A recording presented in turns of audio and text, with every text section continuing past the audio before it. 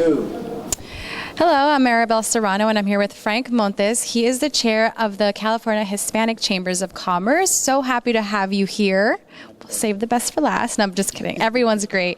But you've just been running around. I mean, you've been really great putting this all together, and it's been such a great event. And you have a great story. Can you brief us a little bit? I mean, you know, I know that there's a lot that goes into everything that your story is about, but just in a nutshell, maybe where you were raised, where you started, and what inspired you to join the chamber in the first place. Well, I was born in Nicaragua. I was brought here when I was 4 years old.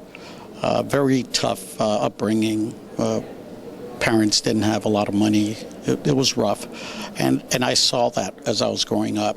So I started working myself, cutting lawns when I was 12 to buy my own clothes, my shoes, and my dad had a body shop, and so I started going to work with him on the weekends, and I liked it. You know, get my hands dirty, you know, put a little bit of money in my pocket. So I was excited. Then after that, I went to the Marine Corps. While I was in the Marine Corps, I caught meningitis, so I got an honorable medical discharge. And with the money that I had, I opened up my own body shop. So that started around 1984, and ran it. It was really tough opening up a business. I lived in the office I had, worked 7 days a week, took a shower there, and because I didn't have enough funds to pay the rent for the property that I was leasing to have my business and rent an apartment, so I just stayed there. But back, what was it that inspired you from working at an auto body shop to say, I can actually own one? Where did that come from? From my parents. He was doing it, and I'm not afraid of taking on challenges. I just say, you can't do it, or yes, I can, and I did it. Is that something that you've just kind of been born with, I guess? Not born with that. And how did you become involved with the chamber?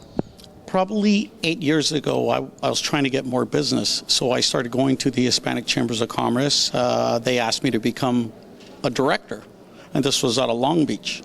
And one of the gentlemen that we're recognizing tonight, Roy Perez, I met him at one of the meetings we were having in Long Beach, and he became my mentor. And he helped me grow. And so I said, if I'm advocating for my business, I might as well advocate for everybody's business, everyone's business. And I started finding out the challenges that businesses had through overregulation, and just business had no voice. So I took it personally because my business was going to my children, and I would have just dreaded thoughts of the struggles they were going to have. So I took it on full force to give business a voice and not be their advocate.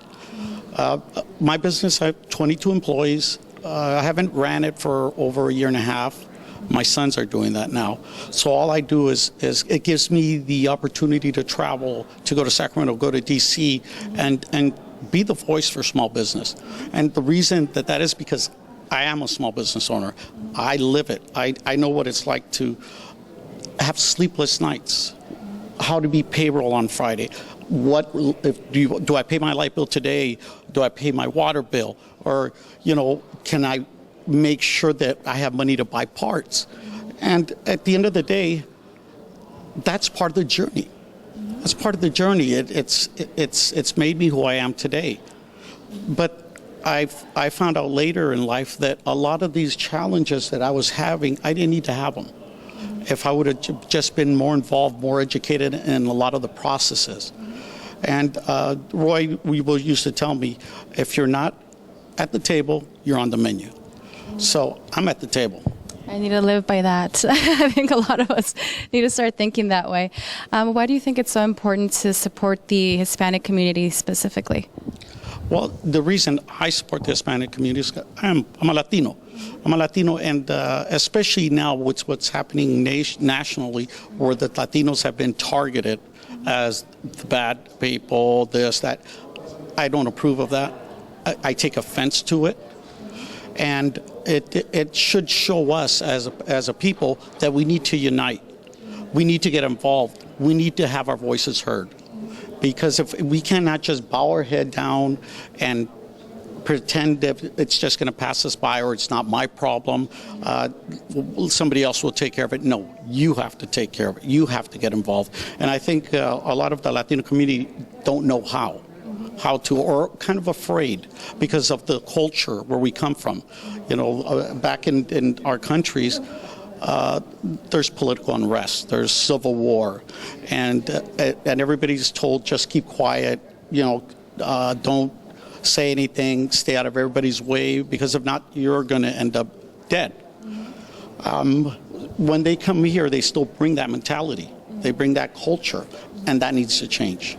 That needs to change. How do you manage, because you are the chair, you have a very big role and you're very busy. How do you manage work-life balance when you have so much responsibility on a professional level?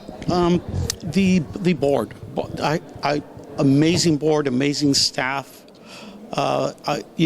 Everything worked out perfect. All the stars aligned because the board that we have now and the staff are amazing.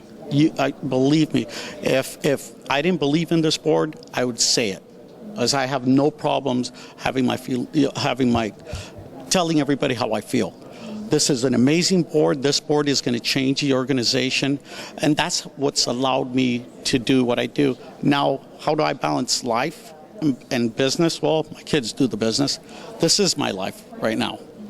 This is my life. I live it. I believe it. And I said that I was going to help to bring this organization where it should be. This organization should be the #1 organization in the state and maybe the nation as far as advocating for small businesses, advocating for our communities. I also believe that we have to get more involved in our communities, because if our communities are hurting, our small businesses are going to hurt, and vice versa. I like how you said that. How do you manage work-life balance? You combine them. It's like the same. Work is life. That's great. Well, this has been such a great convention. What can we expect for next year's? Well, next year it's going to be in the northern region. They're talking about San Francisco or Napa. So that's going to be up to the convention committee to bring it up to us and see where we vote. But it's going to be in the northern region. And I think it's going to be great. This convention, what we did was we hired only local contractors, local vendors, and I told the members, visit the local shops, visit the local restaurants, because I want the CHCC to be known as, when they have a convention, they impact the local community, truly impact the local community, and help the small businesses. Also, I've noticed, because we're in Riverside and it just so happens to be here this year, I have noticed, maybe you can answer this question for me, I've noticed such a sense of community and a lot of support here that I notice in other cities it might be diverse, but there's not that element of support. What is it about Riverside, you think, that kind of allows for that? Well, Riverside, the convention was supposed to be in Riverside about 10 years ago, and Riverside lost it. So Riverside, the Greater Riverside Hispanic Chamber of Commerce has been advocating for it to come here for many years. So the city's been involved all those years. The Visitors Bureau has been involved. And when Riverside was chosen, everybody was excited. And it was a partnership with the city and all the small businesses to make sure that it was feasible to come here. So we got great deals to have it here. And to have the California Hispanic Chamber of Commerce here in the city of Riverside is big. Is big because we are the majority.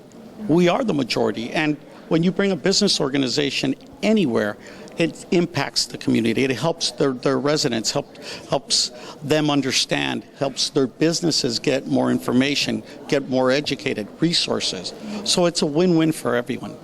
How do you think millennials, the millennial generation, can become more involved and have a positive impact on their communities?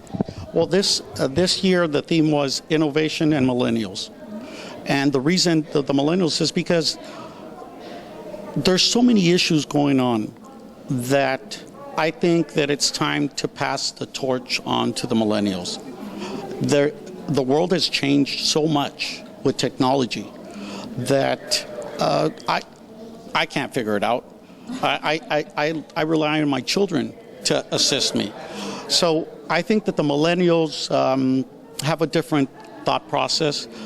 They don't have that cultural baggage, per se, and they think different. They work with everyone, all races, and they're just totally different. Yeah, I would definitely say it's much more, we consider ourselves multicultural, I think a lot of us. Yes. Yeah. And I think that's what's needed now, to bring these kids, and I think they understand the world a lot better than we did when we were their age, with all this information in an instant. They know what's going on in China the second it happens, what's going on in Russia the second it happens. And that's good for somebody that wants to do international trade, international business, to know what's happening. Because chaos in China, chaos in Russia impacts the U.S. economy. And understanding that, and understanding how to turn a negative into a positive, they do that very well. They do that very well. Our millennials, our CAP students, took on the drought issue this year, and they presented earlier today, and they did tremendous job. And I was kind of concerned, are they going to understand it? Are they going to be able to deal with the politics, follow the money? And they got it. They got it.